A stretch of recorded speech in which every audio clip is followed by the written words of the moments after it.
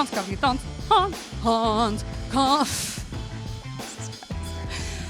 confidants. Welcome back to another episode of Confidently Insecure, the podcast we are absolutely sure we don't know everything. This episode is so right on track with being confidently insecure because there are two subjects. This is so fun. If you listened last week, I made a promise to myself that I was going to finish this week's podcast early because of all the quarantine drama and anxiety.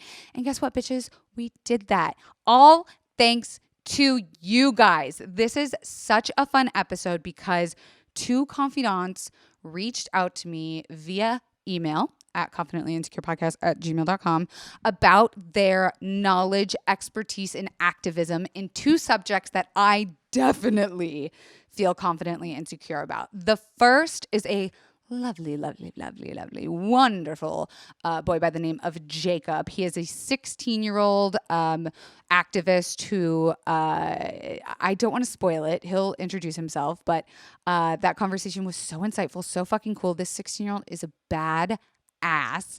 And then we will switch over to the conversation with Kathryn, who, again, surprise, surprise, the way we got connected is so cool. And she is here to talk all about Autism Awareness Month. And I know that this podcast usually is talking about sex and buttholes, but that's why I like us, because confidants, we have motherfucking range. And so I wanted to make these two conversations, Jacob's, which is about LGBTQIA issues, and Kathryn, which she's talking about autism, a more fun and relatable conversation. And so I love that this is a podcast driven by you guys. I mean, I'm just so proud of the community we've built, and I'm really looking for ways that we can connect with each other more, because I get so many amazing messages and I wish you guys all knew each other better. So I'm trying to think of a way. I wish we just had a big giant group chat of all of us on there.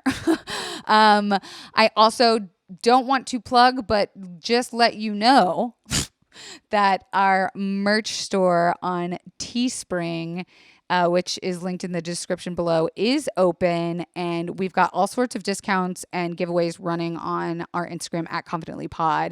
And I just designed a new piece of merch and sticker there that I fucking love that says "Sober girls do it sober." And I don't know, my thinking behind that was just I spent so much time in my high school, teenage years trying to identify as a wild badass alcoholic when I was 15, right? I would wear the Tennessee Jack whiskey shirt to high school just to prove I fucking partied, which is I look back on it now and I'm oh, you sweet thing. And now that I'm almost a year sober, holy fucking shit, I just was thinking about how can I make being sober cool and something I'm proud to identify with, and something about my personality that I don't want to hide.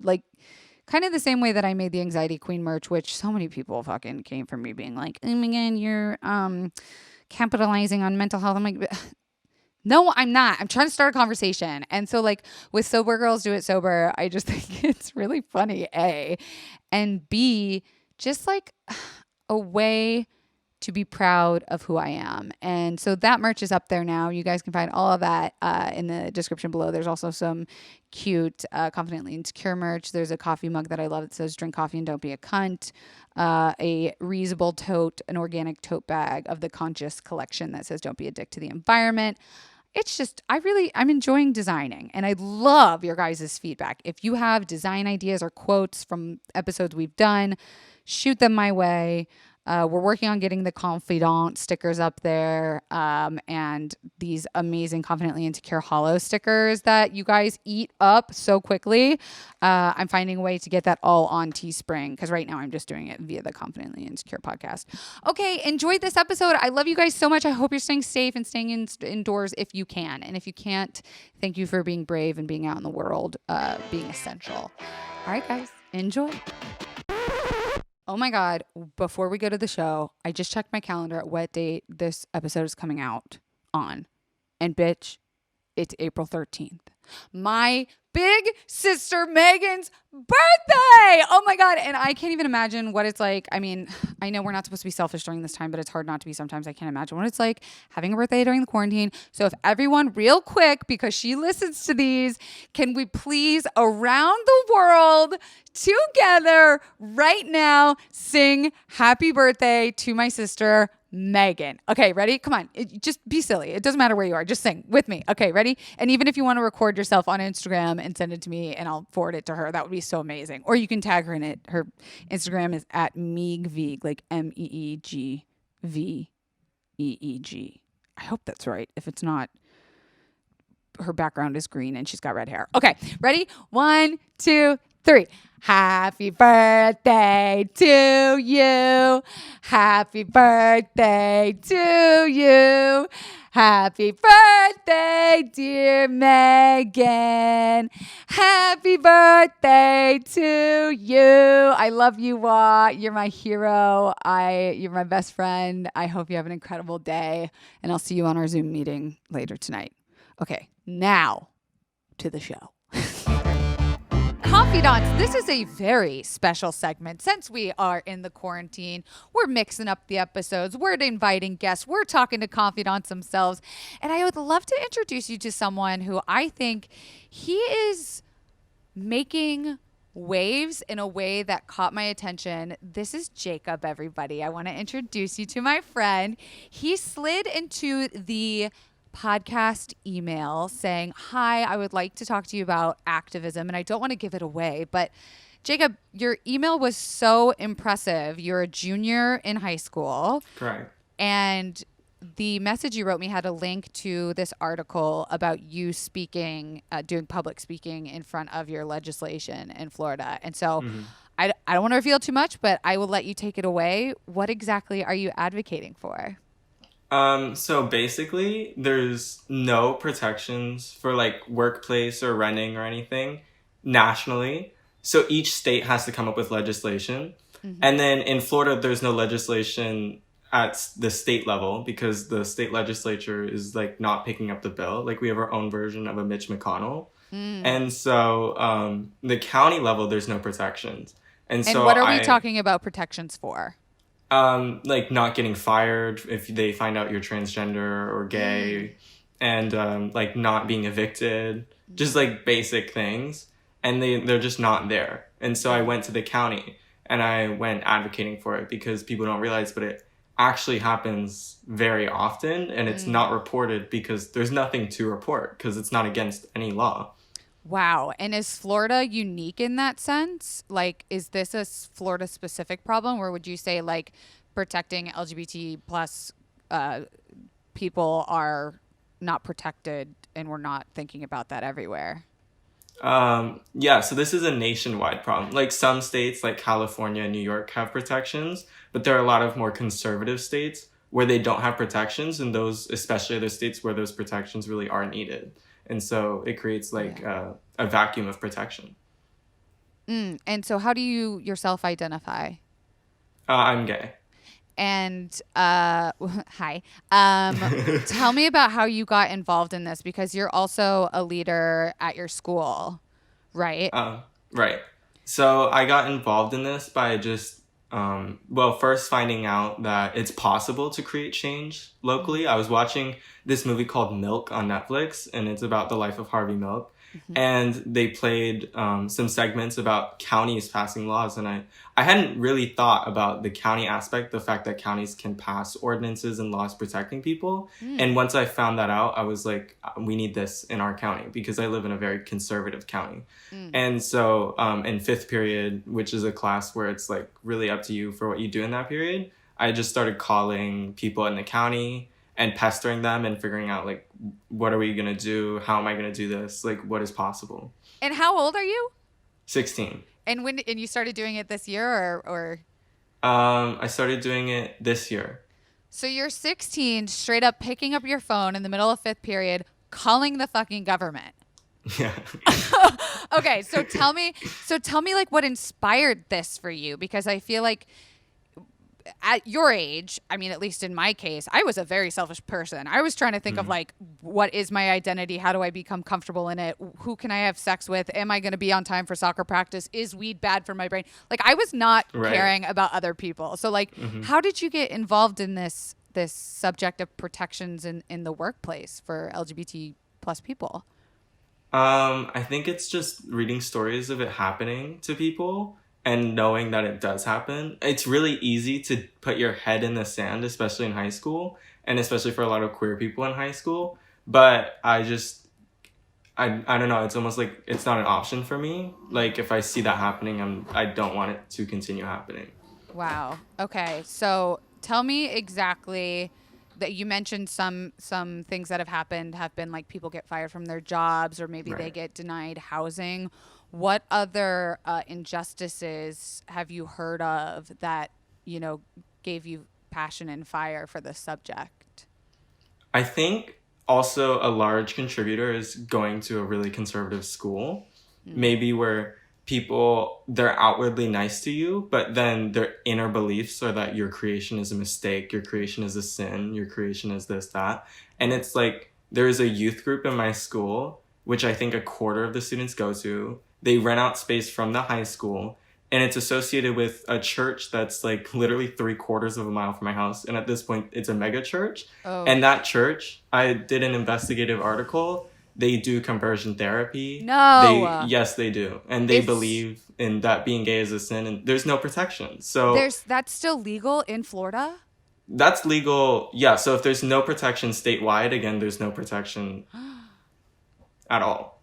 I don't know if maybe I'm just living in like my liberal California bubble, but I maybe am a bit ignorant to this, not knowing that conversion therapy was still legal. That seems so archaic. Can you That, right. can you That tell the audience a little bit, maybe if someone doesn't know what conversion therapy is?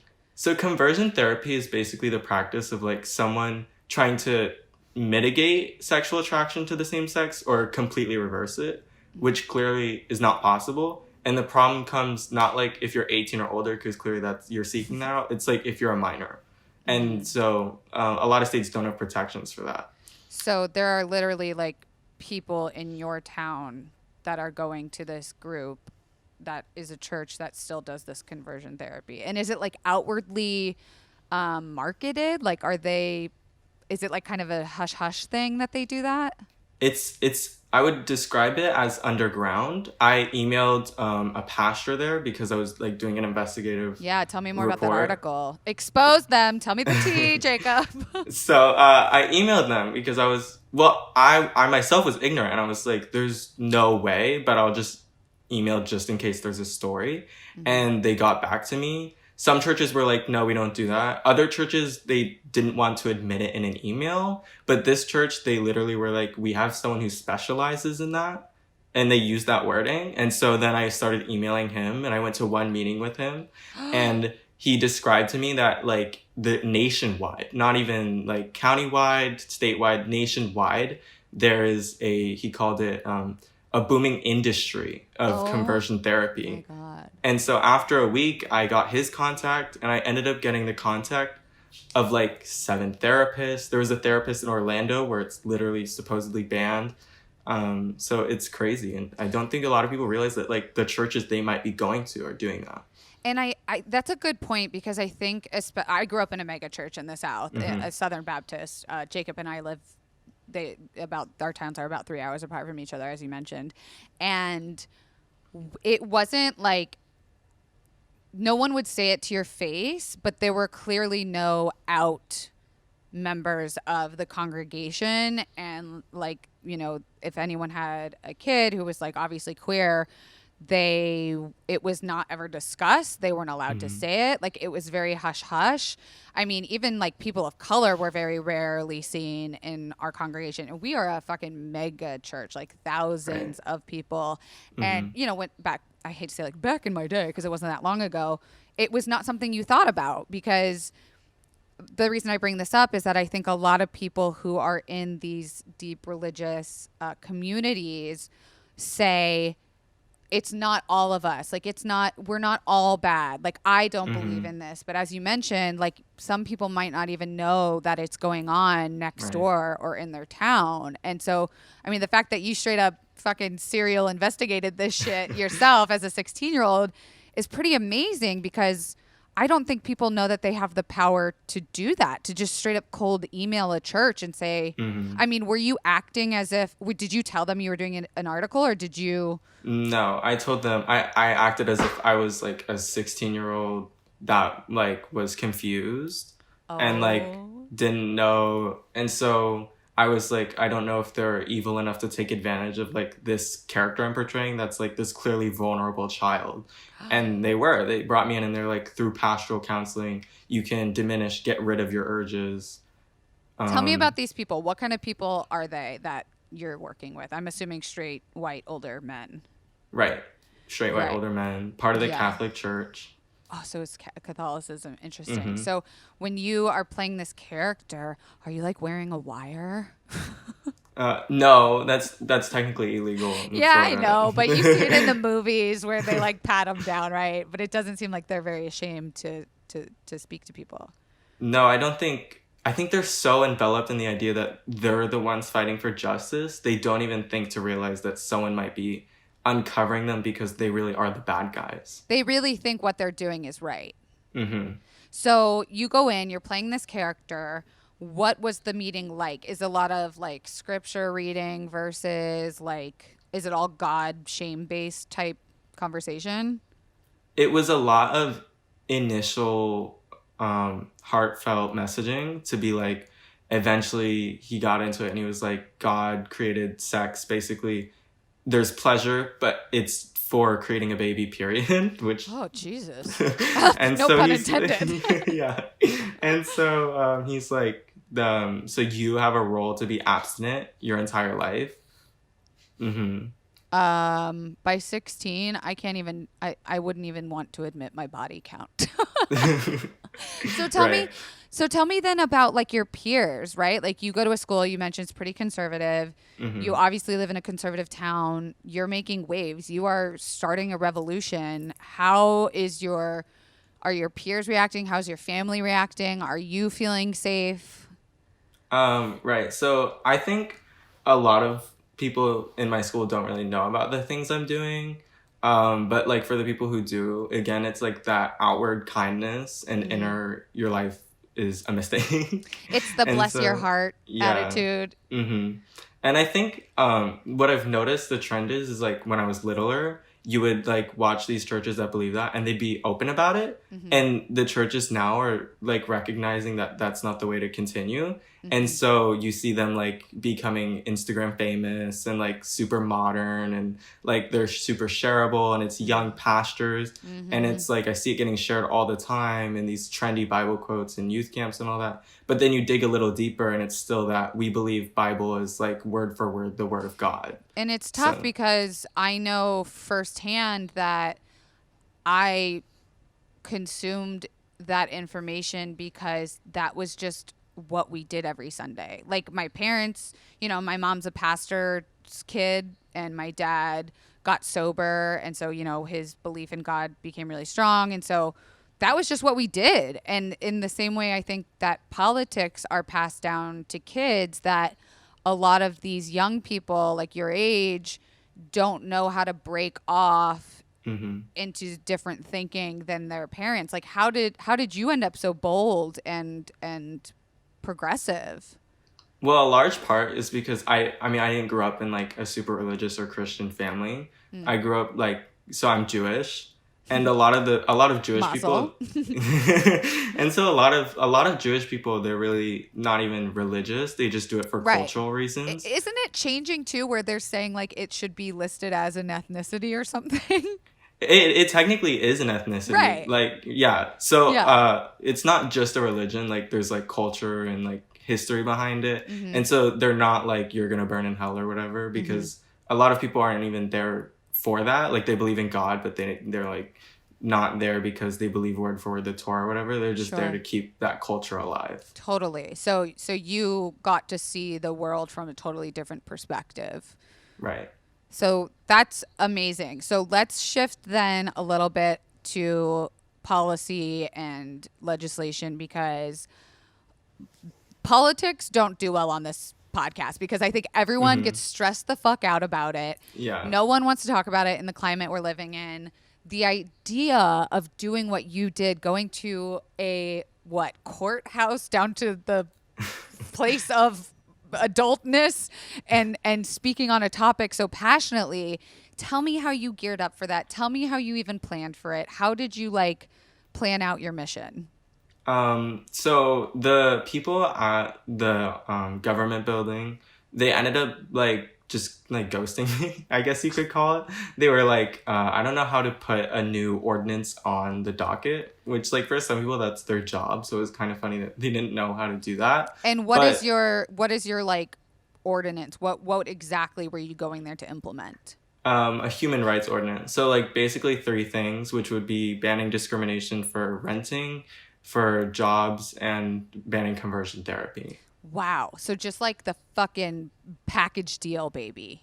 You're Mm-hmm. going there being like, this should be just a basic human right. That's insane that Right. it's not. I don't think people Mm-hmm. know that it's not. And so Yeah. you're there going, "Hi, my name is Jacob. I would like to put in a piece of paper that says these three things." And then what? Right. So I organized a group of people to come and they each deliver different speeches. And then a they ordered the attorney to do a report on what is possible for the county to do. And I'm still waiting on that report. Holy shit. You're dealing with like adult ass stuff. Mm-hmm. And you're just like taking it in stride. You don't give a shit. You're just like doing what's right. Right. I do not think even had the mental and emotional capabilities, not to keep bringing up your age, because whatever, I felt very grown at 16, but like, I just don't think I could do what you did. I mean, I'm going to play a clip of the video. Maybe I'll put it in right here. Liberation is a noun defined as the act of setting someone free from oppression. However, more than that, liberation is a verb. Liberation is an action taken by a group or entity with the effect of release. I'm here today to not only ask for this release, but to beg for it. Begging for you to liberate me in the workplace. Because when the way I exist, the way I was born, the way I love, the way I speak, the way I walk, the way I was created, when the way I am is grounds for my extermination, I am not released, I am not free. When I have a 17% chance of being fired, a 28% chance of receiving a bad job evaluation, a 41% chance of verbal or physical harassment, because of who I am far from released, I am far from free. Because when 90% of my transgender brothers and sisters have encountered some form of harassment or mistreatment on the job, they are not released, they are not free. Because we as queer people in this county exist as puppets, lacking free will and a sense of omnipresent agency. We exist as defenseless prey in a jungle of hatred. We exist naked, without the protection of litigation, hung just barely out of reach by those who are afraid of acceptance. I am begging for you to liberate those in conversion therapy. Liberate those in the underground system of hatred, perpetually telling them their worth is non-existent. You are fucking going off, sis, in this. Yeah. What, speech to Congress, speech to government? Like, tell the viewers a little bit about what that speech was. It was a speech to the county. So we have a county, it's like the county legislator, and there's like 7 people on it, I think. And so it was a speech to them to have them consider the ordinance, because if one of them wasn't, like, because you need either to get a crap ton of signatures to get an ordinance, or you need to have one of them sponsor it. So the goal is just to have one of them sponsor it. Ah, and are they cool? Are they chill? Are they the homies, or do we really need help? It's hard to tell, honestly. It really is. I think a lot of them, after, especially I did what I did, they're very compelled to act, because it's different. Like when they see adults, they can disregard them. They're like, it doesn't matter. But when they see like kids who go to the high school down the street, I think they're a lot more emotional. Yeah, And because you can use personal experience, and I think that those members of government will feel like there is change being made when it's done through the youth. Because I mean, you look at activists like Greta and you know the Parkland kids. I mean, do you feel like that's sort of your path, is to be like one of these advocates for your generation? I feel like I don't know what my path is, but it's just whenever I see injustice, I just want it that's my goal, is to end it. So What's your star no matter sign? what job I'm doing, that's still gonna be like my hobby. What's your zodiac sign? Sagittarius. Oh, I would assumed Libra. That's amazing. Okay, so you give this speech. You say now you're waiting for an attorney to look into what you presented, and then what if the attorney's like, oh yeah, some shit's fucked up here. People are getting discriminated against, which we hope is the outcome. Then what? Then I'm going to email every person on the legislator and ask them to sponsor the ordinance and just not stop annoying them until they do it. That seems to be the theme here that I've heard for many like down ballot issues, which I say that because that's something I learned when I did an episode at BuzzFeed about getting into politics, is that when we think of voting and government, we think of like presidential election, but really where you can make a change is on the down ballot, which is more local and community and county driven laws. So like getting to know your mayor and getting to know your county legislators and the advocates that you can actually like meet with at like the local coffee shop, and that's really where change starts, is at like kind of a local level, is I feel like also a big part of your message. Right. That like anyone can do what I did, really. Yeah. So what's the dream, right? Like what's the dream for you in this scenario? The dream for me is like achieving what I consider political liberation for Ooh, queer girl, people. say it Yeah. again.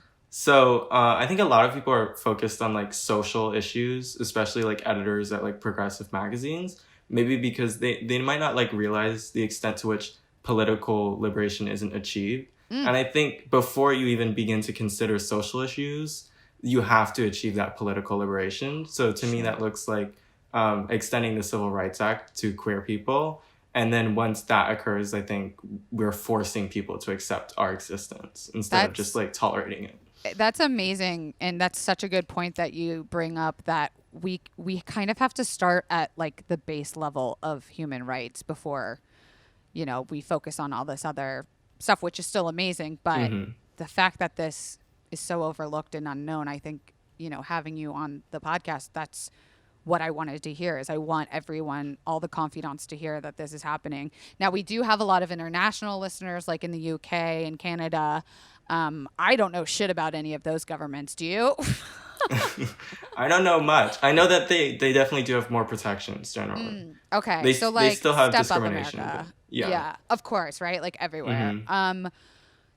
So we talk about the dream scenario. What about on like a more personal level do you want our listeners to know on how to even give a shit and get started on something like this in their community? It basically just starts out with like finding what's within your state, what's within your county, like what protections are there, and like seeing a cause that like really resonates with you, and then not viewing it as some like obscure object that can't be obtained. Like you can definitely call, if you don't know what to do, just call the government, email them, ask what am I supposed to do, and just like keep pestering them. Like That's great. Yeah, like right now, as I'm waiting for the county thing, I'm like lobbying my senator and like my state senator. So her name is Debbie Mayfield, and she's a senator, and she goes to the state. We like her, legislature. right? Isn't she lesbian? No, she's not a lesbian. Oh, she's pretty conservative, but Oh. she's a nice person. And okay. so I'm like I'm lobbying for her to introduce legislation banning the LGBT panic plea. What the fuck is a panic plea? That sounds like something I should be aware of. So it's basically it's not used like often per se, but it's used like every other year or something.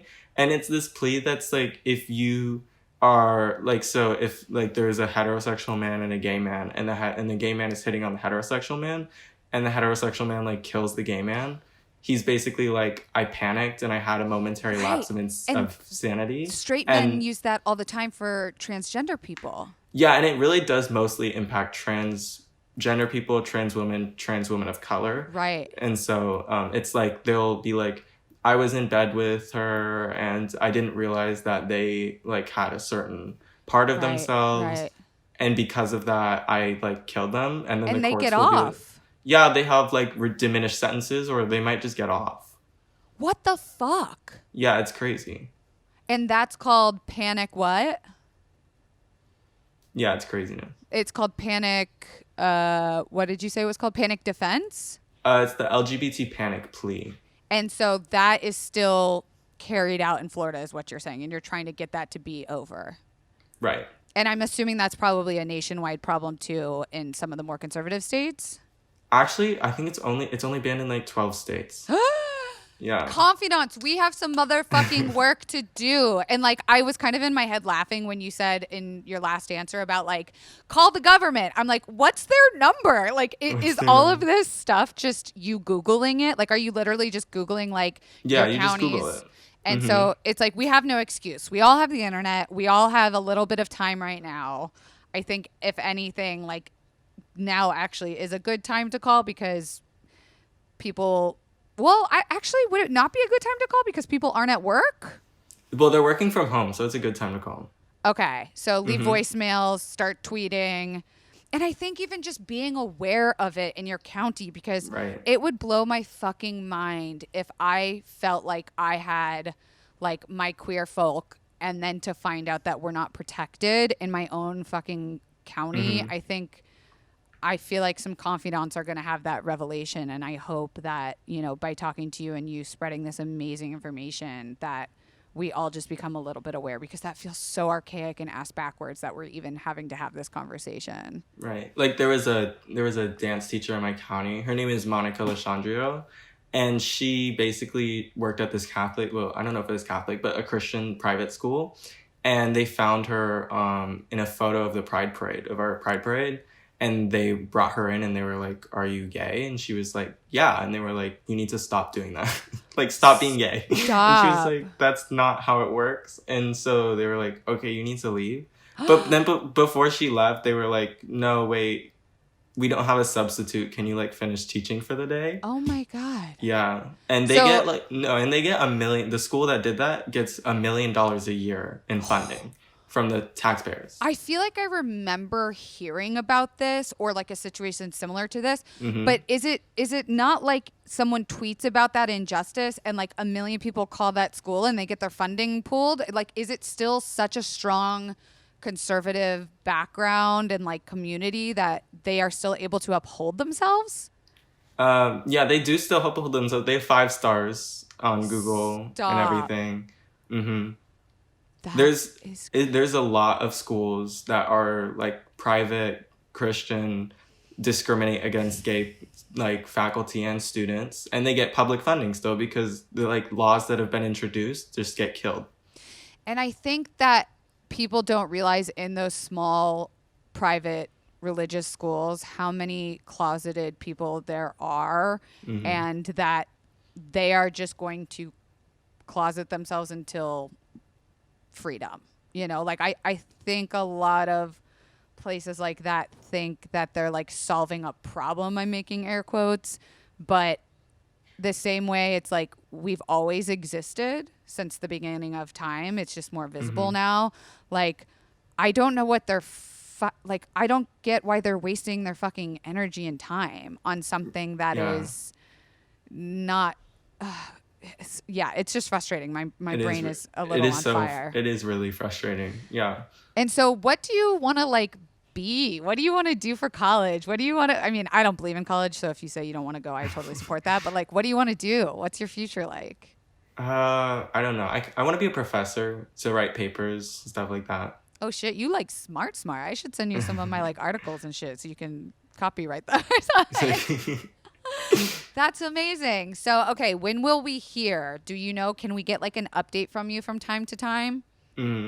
So, basically, everything will I just have to wait until the report is finished, because then once the report is finished, then I can contact them without them being like, well, we don't know what we can do yet. And so let's say the report comes back and the attorney's like, nope, everything's Gucci. What do you do?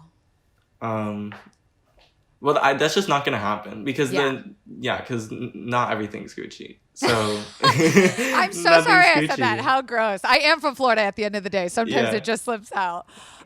Jacob, this has been so fucking cool talking to you. I think you're so baller that you reached out and just like had such a passion and purpose, and I would love to still get updates from you. And if there's anything else you want to tell the confidants, plug anything, link your Insta in case people have questions or whatever. Like, how can people reach out to you, or, what's your message?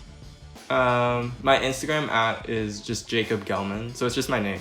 And then I'll just post updates there and everything. Great. I think you're going to spark a lot of inquiry just based off this short interview we did. So I want to say thank you so much. And you're awesome, and I hope we stay connected and stay friends and homies, and what you're doing is very cool. Thank you. Yeah, of course we'll stay friends. Good. Okay. Thanks, Jacob. Thank you.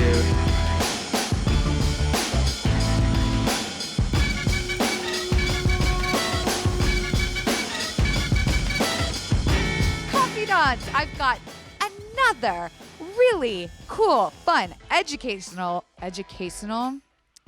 I've had 2 coffees and an Adderall. I love it. An educational segment. I think this is so fun. Okay, so remember last week when we did the little giveaway surprise, blah, blah, blah, we called up Kathryn, and I actually caught you not on video, right? Where were you when I called you? I had just finished watching Frozen in my living room, so I was like half asleep on my couch, and so I had no idea what it was. Were you just so confused? Like, why I was is like this? so dazed. I was a little hungover. It happens. So We're just not quarantined. in like the best mental state, but it was feel great.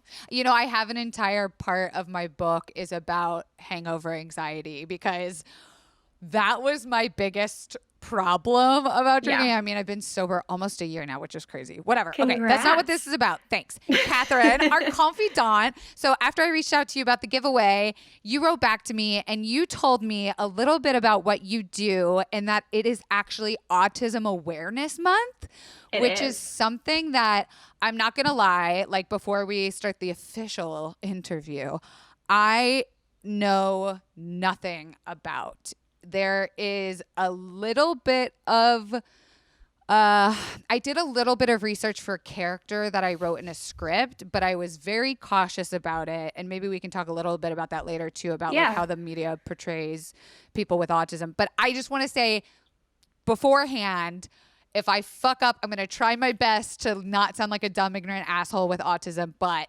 I'm so excited you're here. You've got all the answers.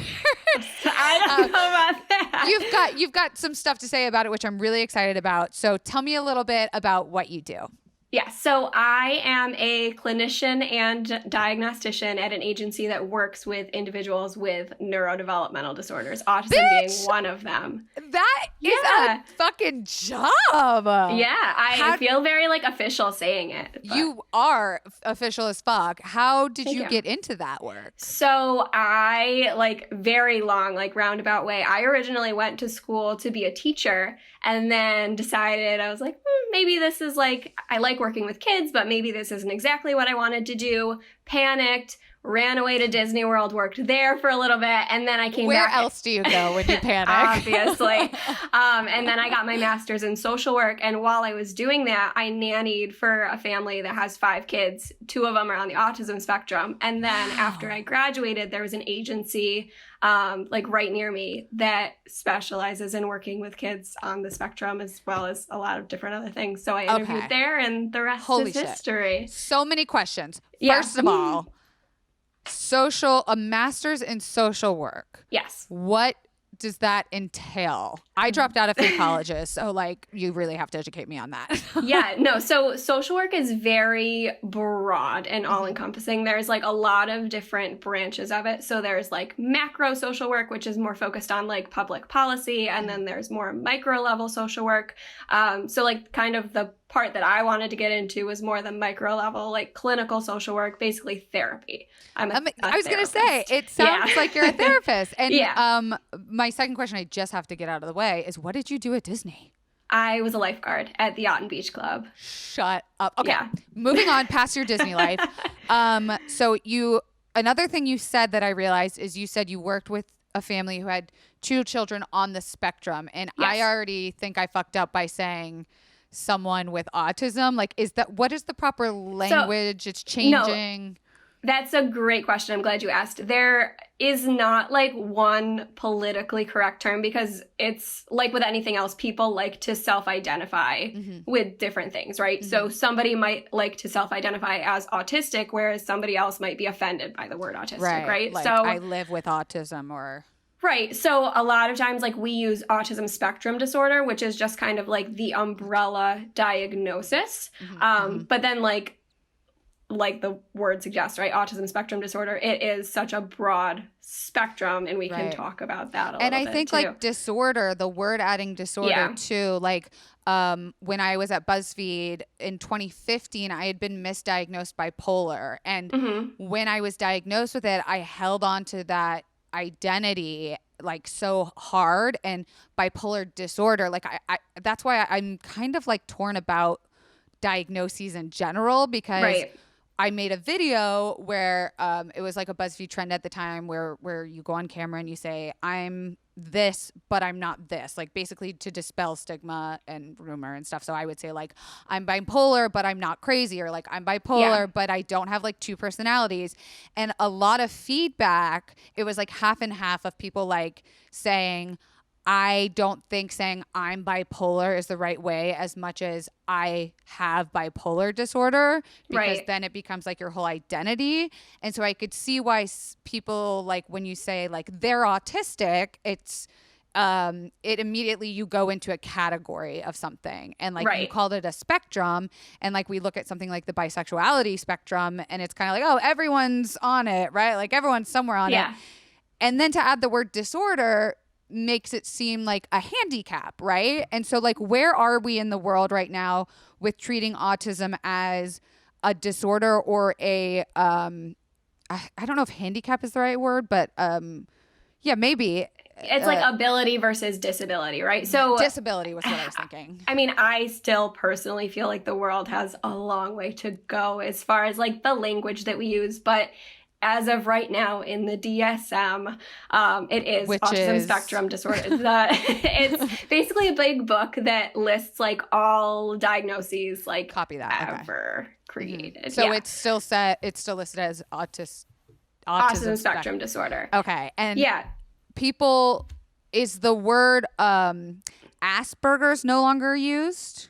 Good question. Correct. So Asperger's, previously referred to as Asperger's, as well as like a couple other different diagnoses. I think it was like Asperger's, autistic disorder, childhood disintegrative disorder, pervasive developmental disorder are all now like umbrella termed under autism spectrum disorder. Which is kind of great, right? Yeah. I think it's much better that it's like, you know, we don't have that for a lot of mental health ability or disability, I guess.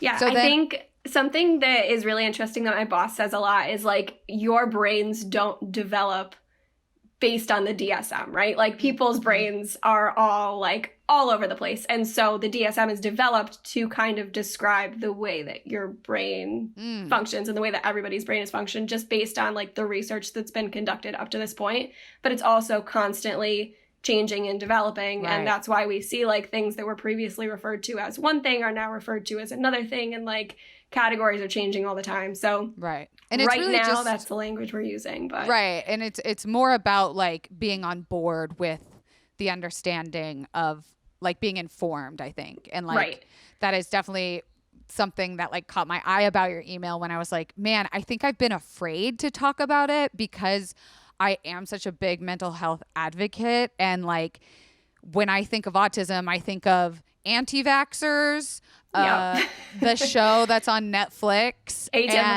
Atypical, and you know, what people refer to as high functioning, which I know is now also being kind of like broken. So do you maybe want to tell the audience about like what that means? Yeah. So like high functioning is a term that people previously used to describe like somebody with Asperger's, right?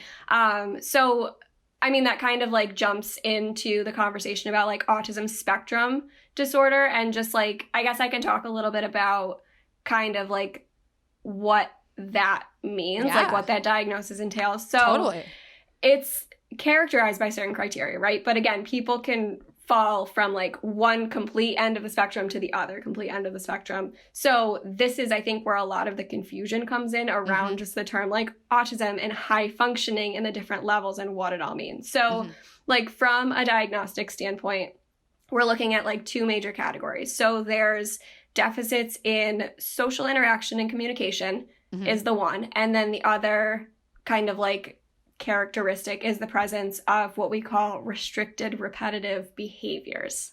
We are going to have to break that very much down. So say the first one again. The first like bucket is social interaction and communication. Okay. And so that means like the way we interact with the world, the way we interact with other people. Right. And that has like a bunch of different things too, right? So it's like social reciprocity. So like back and forth conversation, just like verbal versus nonverbal communication skills, eye contact, gestures, body language, stuff like that.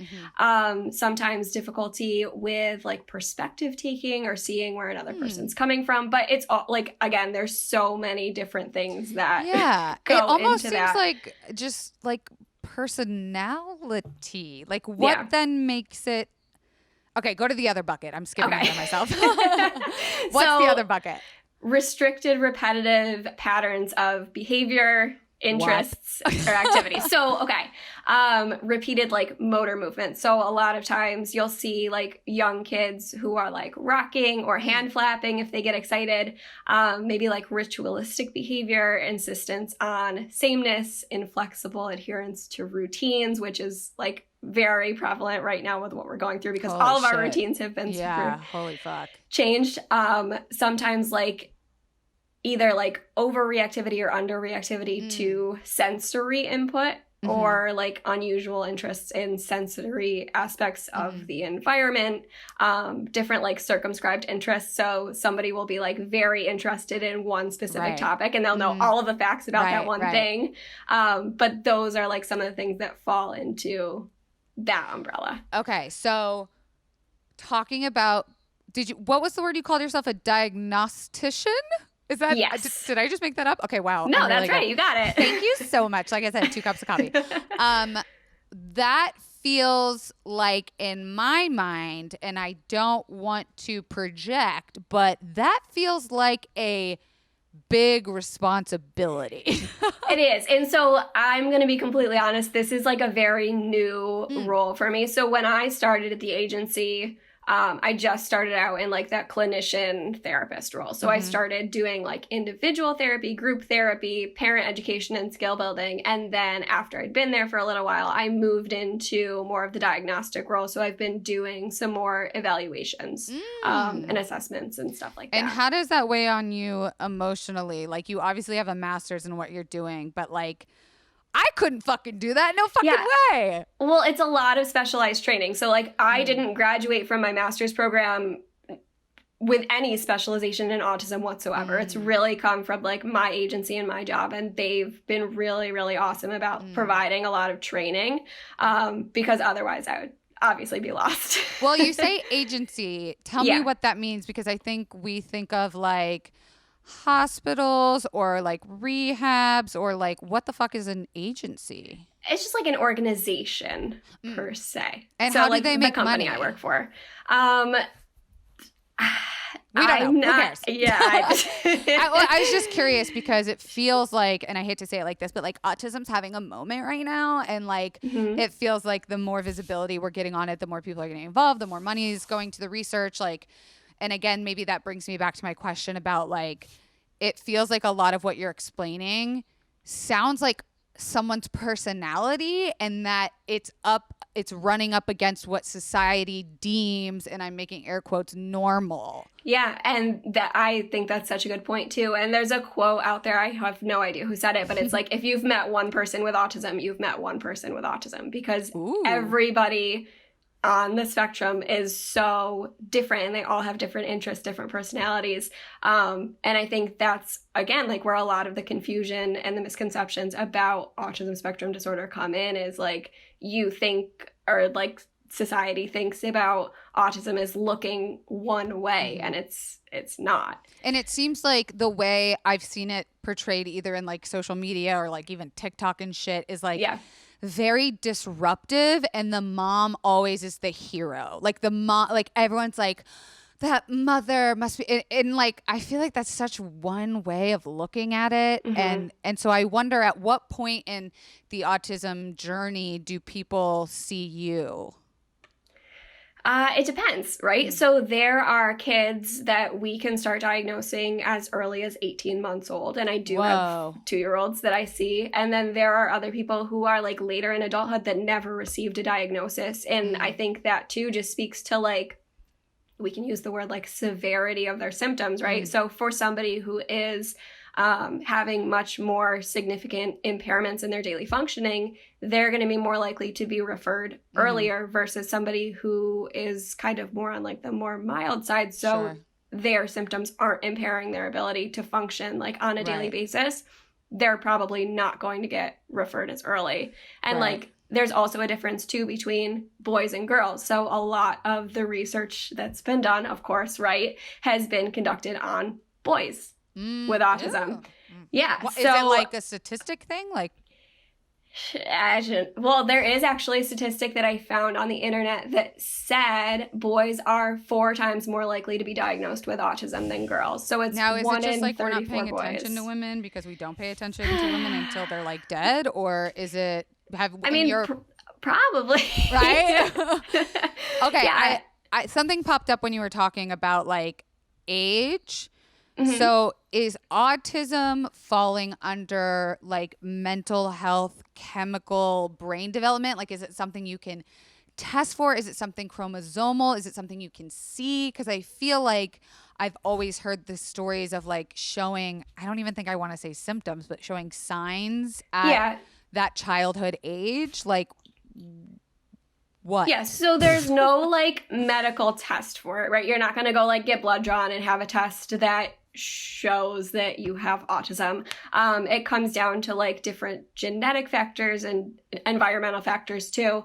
But it's really about screening and early intervention and making sure that like pediatricians are doing their job too, to just screen for like developmental milestones. Right. Because we know that like if kids aren't meeting developmental milestones, then you want to look into that further, whether it's autism or whether it's something else. Yeah. So then again, like when I think of anxiety, for example, high anxiety, debilitating anxiety, I think of like SSRIs and low serotonin, and like I think of brain chemicals. Yeah. Now, are we looking at something in the brain with autism? So a lot of what we're looking at is your frontal lobes. And ooh, we're getting scientific up in this bitch. So I know when I meet with parents and we do parent education and scale building, I have like this big PowerPoint presentation that I use, and it breaks down like the brain and different areas of the brain. And like we talk about neurons and synapses and like how the frontal lobes specifically are in charge of different like executive functions. So we talk like higher order executive functions, lower order executive functions. So things like attention, working memory, impulse control, like all of those fun things that we see with kids who are diagnosed with ADHD too, and like cognitive flexibility. So if those functions aren't strong, that's going to impair your higher order functions like planning and problem solving and reasoning. Because if you can't sustain your attention on what somebody is telling you, and then you can't remember what they just told you, you're not going to be able to like integrate that and come up with different things later. So man, I have so many questions. This is such a fascinating conversation. I think this is going to be like such a longer episode than I planned, but I love it. So, okay, going back to diagnoses again, like I think, and even I feel it when I think about it, it feels very like fear-based. It feels very like, oh my God, there's something wrong with my child, right? Like, okay, this is a 2-part question because I have so many questions. Yeah. Is this, we talk about pediatricians knowing signs, educating them, educating parents on what to look for. Is autism diagnoses, what's the word I'm looking for? Accessible to all races, classes? Is that a thing? Is that a problem?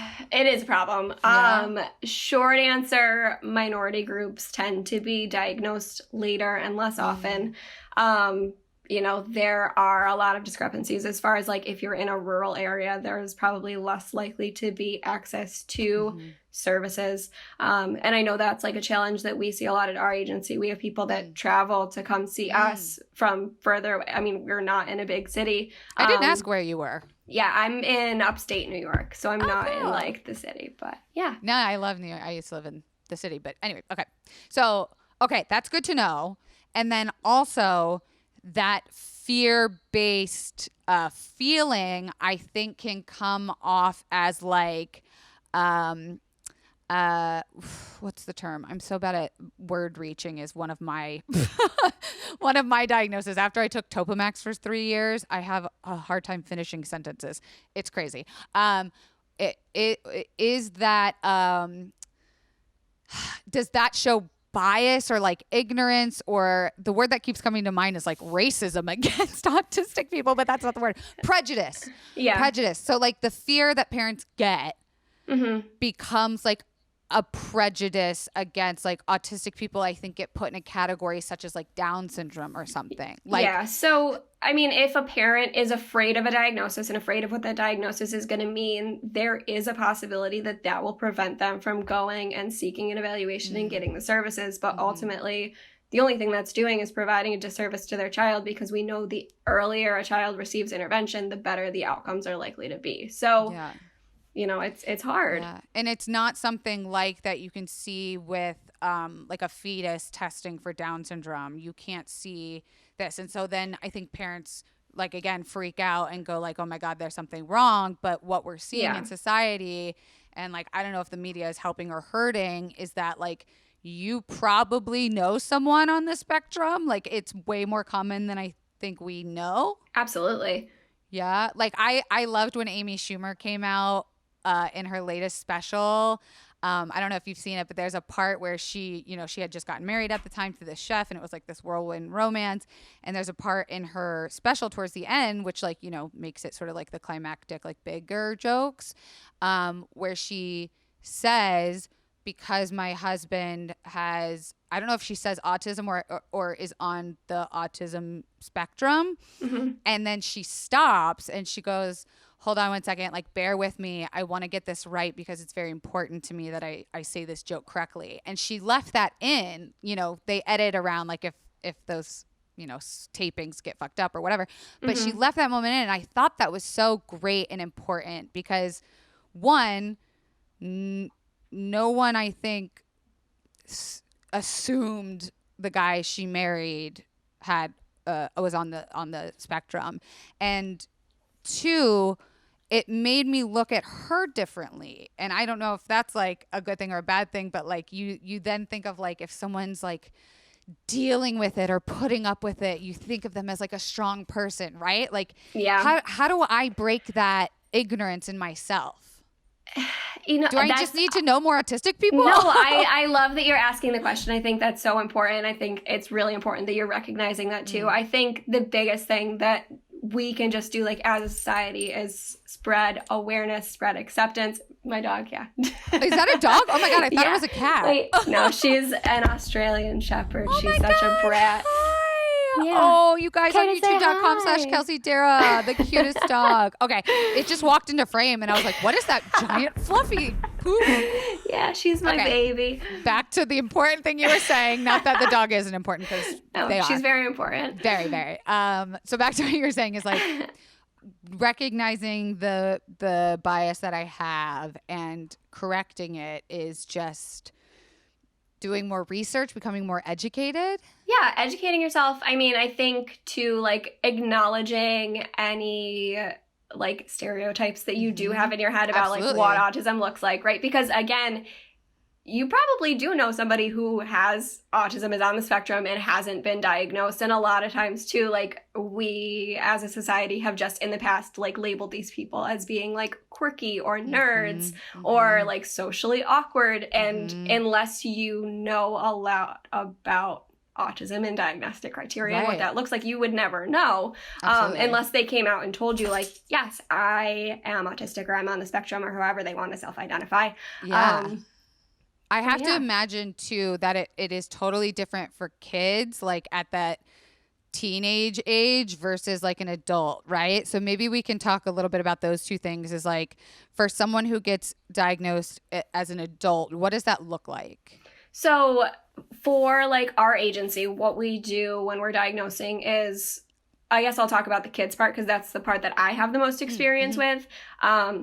Is like, we'll bring the parents in, we'll get like a comprehensive history, we'll have them fill out different rating forms to talk about different symptoms to see like what they're seeing, and then we'll also bring the kids in for an observation session. So I will like observe them interacting with their parents and doing different tasks, and I'm looking for like all of those social communication and interaction things, any restricted repetitive behaviors I'm looking for, and then I go in and I interact with them, and I'm again like looking for all these nuanced things. And then there's also like neuropsychological tests that our agency does.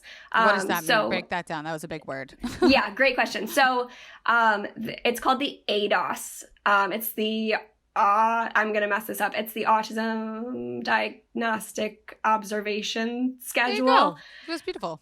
I think. And so that, I should know what it's called because I'm trained in it, but it's basically like the gold standard for diagnosing an autism spectrum disorder. It's just like this very kind of like structured set of tasks that is designed to put people in situations where these different symptoms would be able to be observed. Right. So we'll do that. And then, you know, if we're assessing for anything else, we'll do maybe some other tests that look at different like levels of cognitive functioning, executive functioning, things like that. So and like, then what we do. That's what that little section, sorry to interrupt you, but that little section that you just talked about, that's where people get the high functioning confusion. So there's like different levels. So when we're diagnosing with autism, there's like level 1, which is kind of like your more mild presentation. Then there's level 2, which is kind of more moderate. And then there's level 3, which is your more severe. So for somebody who has that, I'm going to use like air quotes, high functioning, that would be more like a level 1 autism spectrum disorder diagnosis. That's where somebody who was previously referred to as having Asperger's, that's where they would probably fall. Yeah, because I think it was like on TikTok. I don't know why I keep referencing TikTok. I'm almost 30 years old. Holy shit. But like there's a girl on there that I follow who is autistic, and she talks about like high functioning actually being kind of like offensive in the sense that it's saying that anyone with a severe diagnosis might not be capable of leading a successful life. And like, what is a successful life anyways?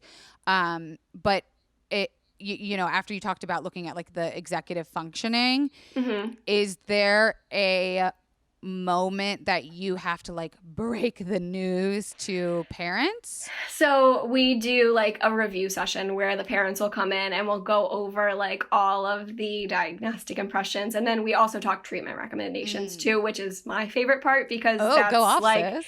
Well, because a lot of times too, like if people are being referred to our agency for an autism evaluation, they kind of already know what's coming.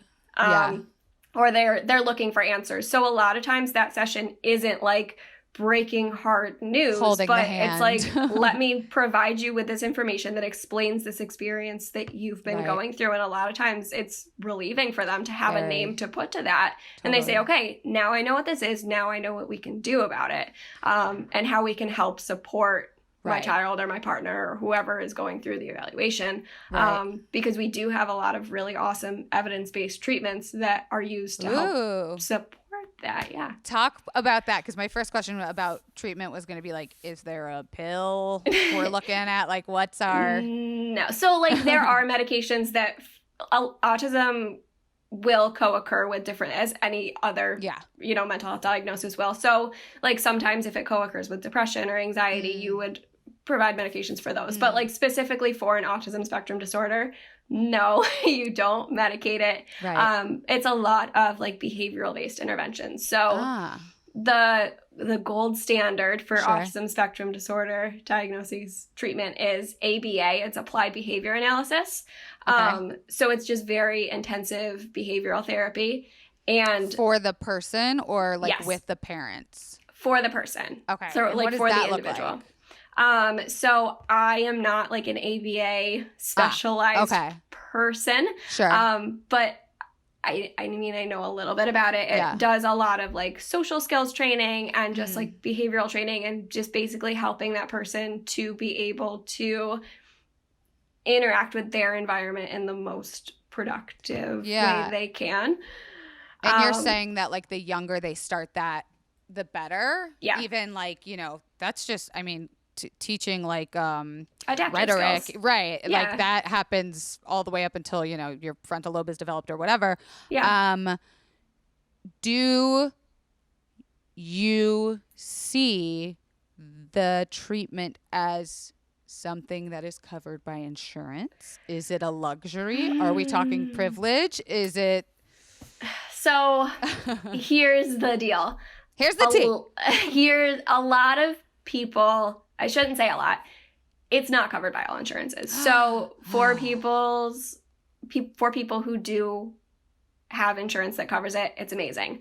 Mm-hmm. For people who don't have insurance that covers it, there are other things that we can do. So I am on our other, like our agency has two branches. One's like our ABA side and one's our CBT side. Cognitive behavioral therapy. I know you know what that is. You know I know. So I'm more on that side. Oh, so great.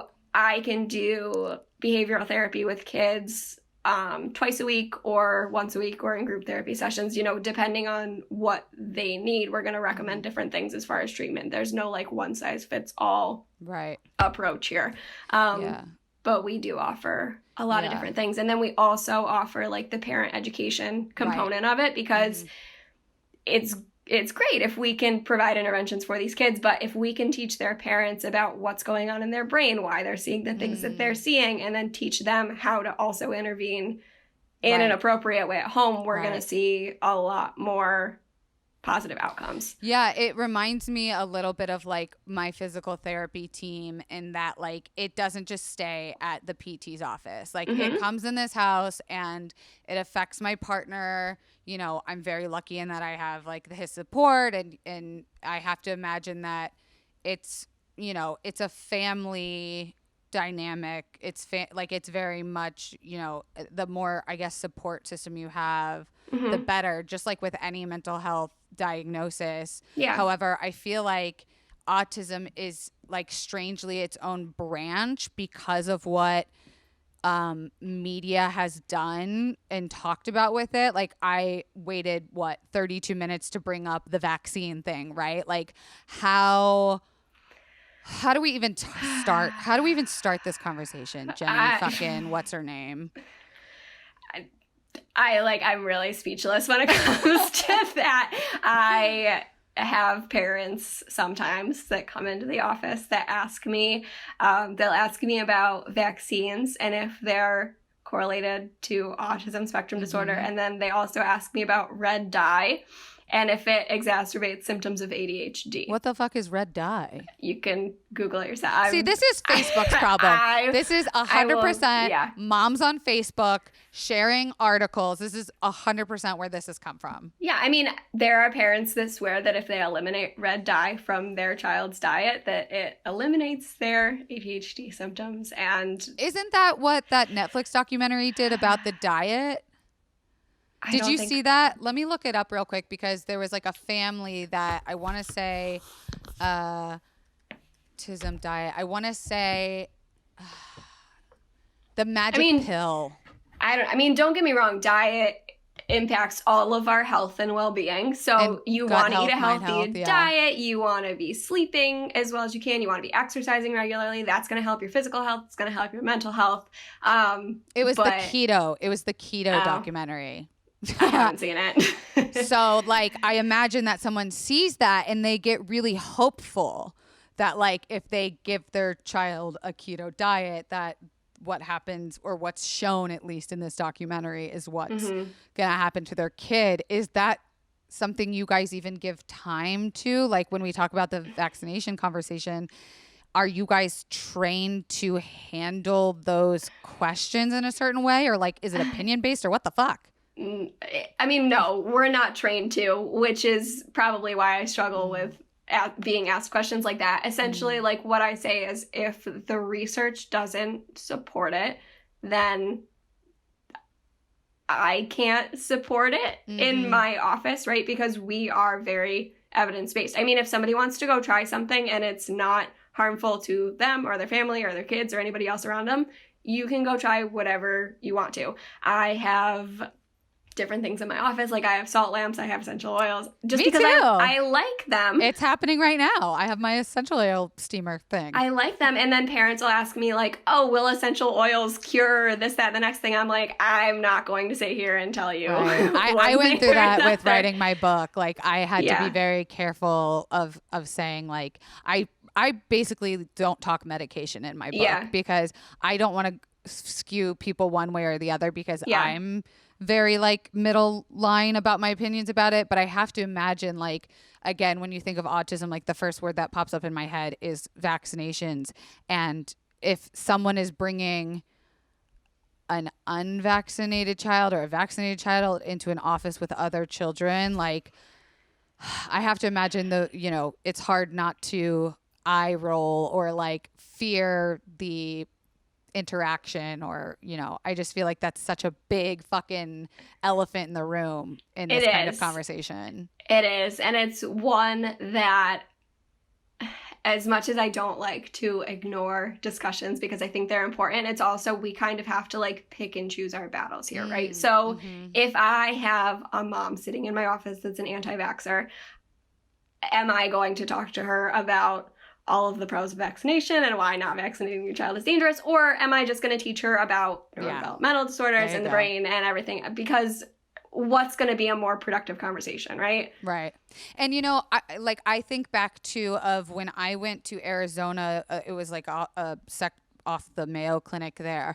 I was working with a physical therapist who swore up and down that the vaccinations changed his child, like that he said one day he got vaccinated and then the next day he like napped for 12 hours and then he was basically comatose the next day. And I was like how do I even how do you approach a conversation when someone has such a specific lived experience and thought in their head about what happened to their child? And I feel like those are the stories you're seeing shared on Facebook. And like, I didn't even go there. Like I kind of just did what, you said. I was kind of like, oh, cool. So anyway, back to my physical therapy. Like, I just feel like they're so passionate.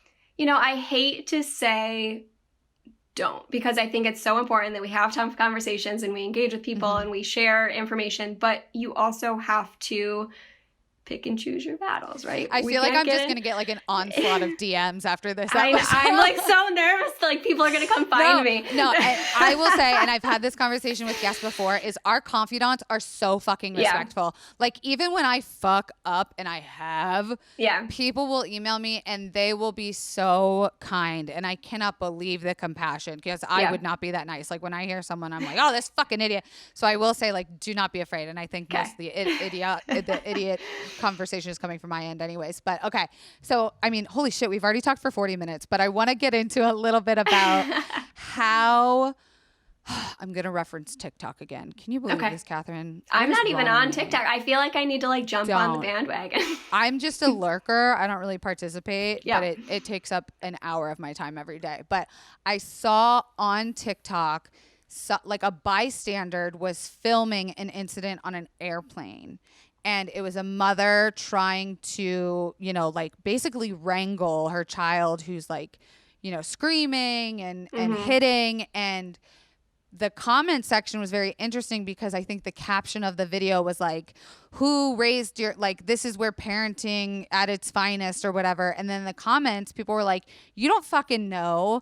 This is like presents clear signs of autism. And I went and like checked myself like, oh shit. Like, first of all, we shouldn't be filming things on airplanes, but I can understand the instinct to want to because the way the world works right now, you want to have your phone out and have proof for like anything and everything, right? Like you want to record every conversation, but also that I'm so assumptive on like blaming a parent for someone's behavior.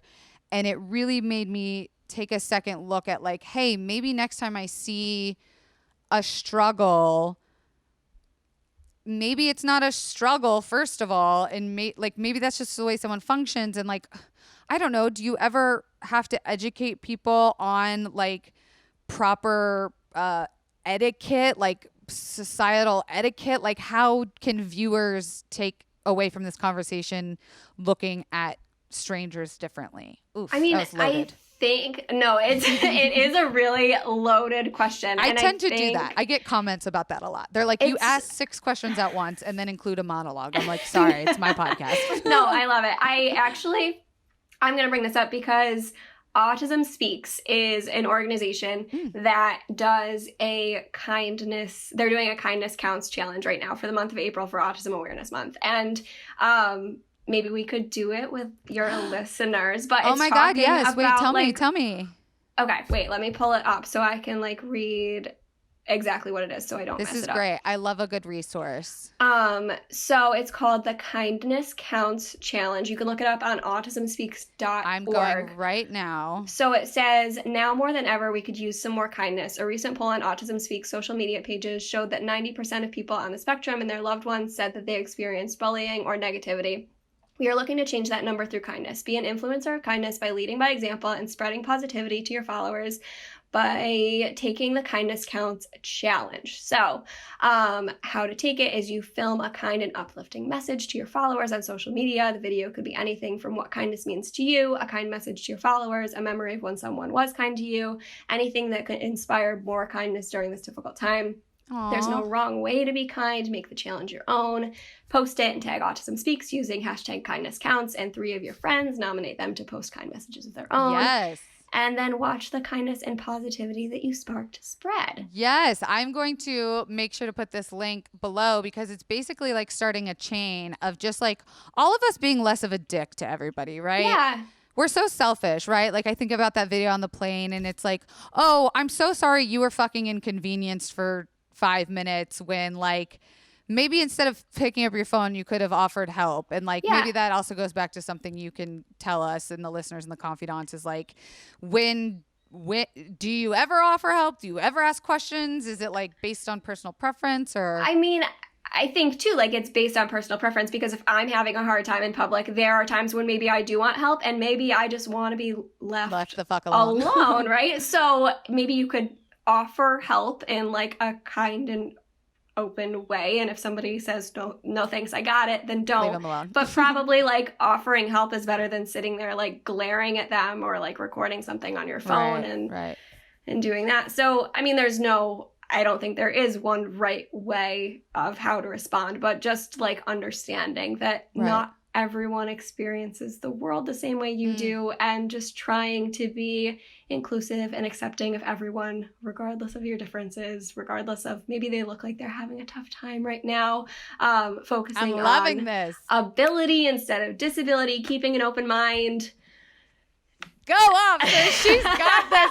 She has done this. She is good at her job. I really love that message because at the end of the day, it really does just come back to kindness and empathy and like looking inward at ourselves. Again, like I was really nervous to talk to you, but also so happy that like this is a safe place where I can ask those fucking questions, where the other option is Facebook posts and sensationalized Netflix documentaries. But so going, maybe as we're winding down here, going back to the question of, let's say I'm like, you know, I meet someone who doesn't outwardly express that they are autistic or living with it. I mean, it kind of reminds me about the same conversation around sobriety that like you never in public go like, hey, I know that person from AA, right? Like it's called Alcoholics Anonymous for a reason.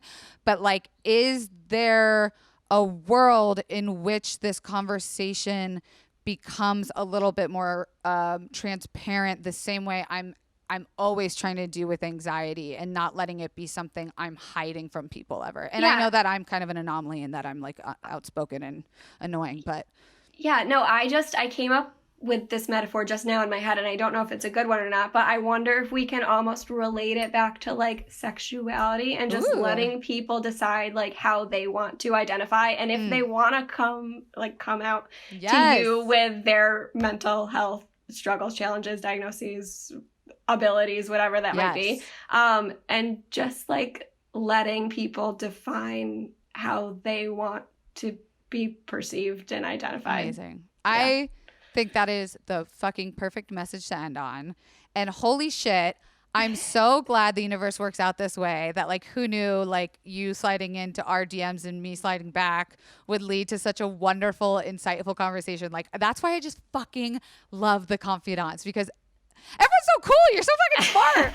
Like, holy shit. I'm so glad we did this. Yeah, I don't feel smart a lot of the times, but I love when I can talk about something that I actually know about, because then it makes me feel a little bit more smart. So I'm glad we could spread a little bit my God. of I mean, tens of thousands of people now will hear your message. That makes me nervous. No, I think, I think this is the best way to do it in like having a safe place and not being judged to talk about it, and you being so transparent and open is really awesome. And if there's anything else, do you want to like plug anything? Like, I'm definitely going to put Kindness Counts Challenge on here. I would say let's plug that. Don't follow me. Follow like Autism Speaks and go do the Kindness Counts Challenge. Yeah, and I think a really easy thing that I actually came up with last night was putting those hashtags in my feed. So like it can be as simply as like following autism hashtags, or like actively following those people on Twitter, just like getting it in front of your eyeballs, even like on TikTok. Oh my God, I really have to fucking stop. This is a problem. Just putting it in front of your eyeballs regularly and like normalizing it. Like I started doing that for mental health stuff years ago, and now I'm following like tiny home DIY, and like this is really how I'm learning about stuff. Maybe that's like the modern way of education, but yeah, okay, I think maybe it is. Kathryn, you are so amazing. I hope we stay in touch. I would love that. Thank you so much for your time, and stay safe out there. Yeah, you too. Thank you so much for having me on. This was fun.